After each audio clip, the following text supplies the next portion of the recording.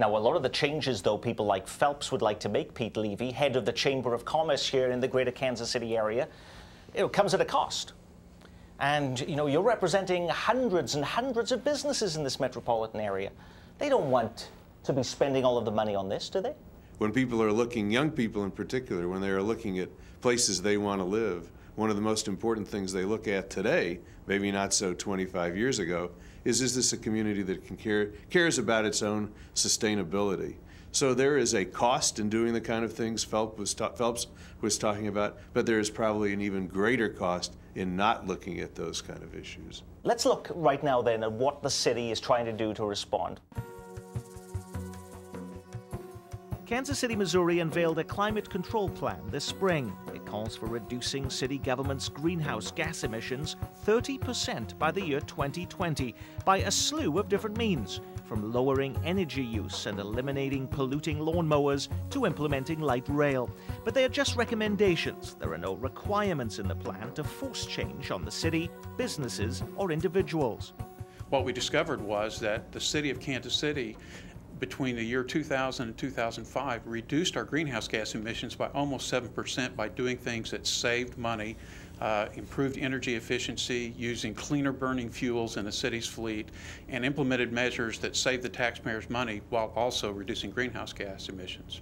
Now, it's not only Kansas City, Missouri that is now weighing in on this whole climate control issue by having a plan in place. The city of Overland Park, I found an article even 10 years ago, was looking at a climate control protection plan. What has Overland Park been doing, Jim Twig? All our street intersections, we changed out the incandescent bulbs to LED traffic signals, which was savings of about 75% on the electricity usage that we saw at those intersections. We first trialed an electric vehicle. We now operate a number of hybrid vehicles. We have alternative fuel vehicles. And we've also been really working with our residents to try and educate them about how to conserve energy and how to be better consumers. Now, isn't that costing the taxpayers of Overland Park more money because you're doing those things? What we like to look at is this is the low-hanging fruit approach. This is what we've started with.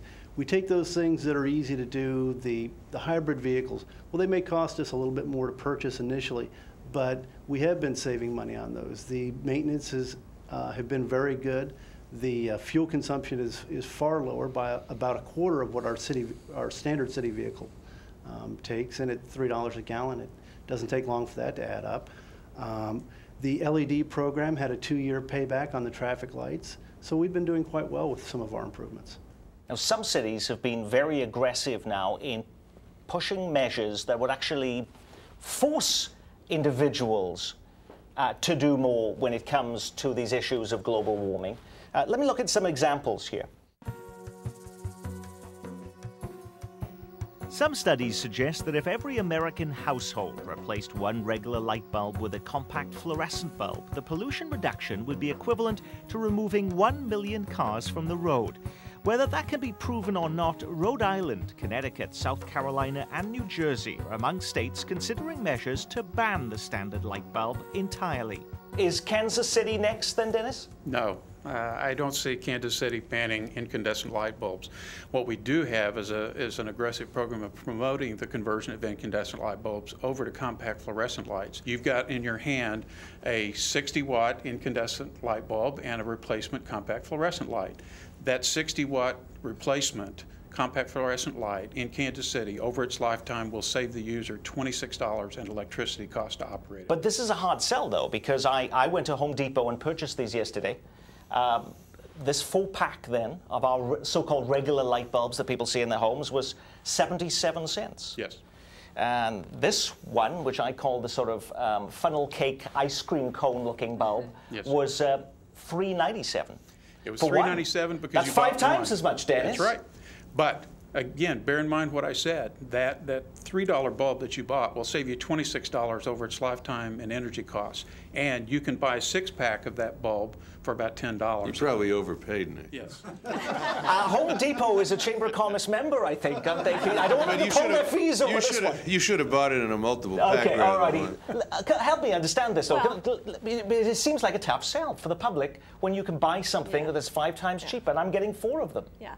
They look funny, but they save money. And KCP&L and other electrical companies in our area in the fourth quarter of the year will give you a rebate on every one of the funny-looking light bulbs. Okay, let me ask our scientists around the table for a moment. If this world is in such a dire crisis, are people changing these light bulbs going to really make much of a difference? Definitely is part of the solution, and it's not going to be the only thing that has to be done, but it's part of the portfolio of issues that have to be, or uses of fossil fuels that have to be addressed. And this is such an easy way to cut back on a huge percentage of electricity use.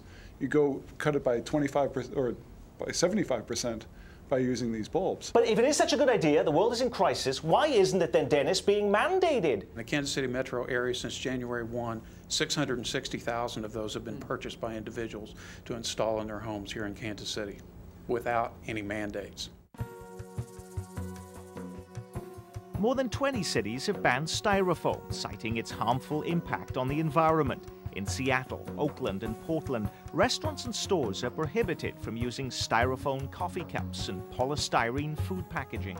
Why does that make a difference?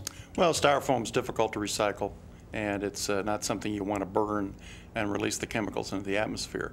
But there was nothing about that in your climate protection plan, Dennis? Not yet. We've only submitted a progress report. So what is it that Seattle, Oakland, and Portland know that Kansas City doesn't? Well, Seattle has found it a little more difficult to reduce their greenhouse gas emissions because they were very heavily vested in non-greenhouse gas sources of electricity generation, a lot of hydropower and other things, so that when they began looking at how to reduce their greenhouse gas emissions by 20 or 30 or 40%, they found that they had to focus on some areas other than the low-hanging fruit that was talked about here, where we look at energy conservation being one of the most significant productive areas. Pete? I was going to say that Seattle does some really marvelous things in climate protection. We're taking a group of 120 business community, elected officials, not-for-profit organization leaders to Seattle this September and talk about how businesses on an individual basis pledge to do their role, do their share in climate protection in Seattle. So we are looking at examples at other cities.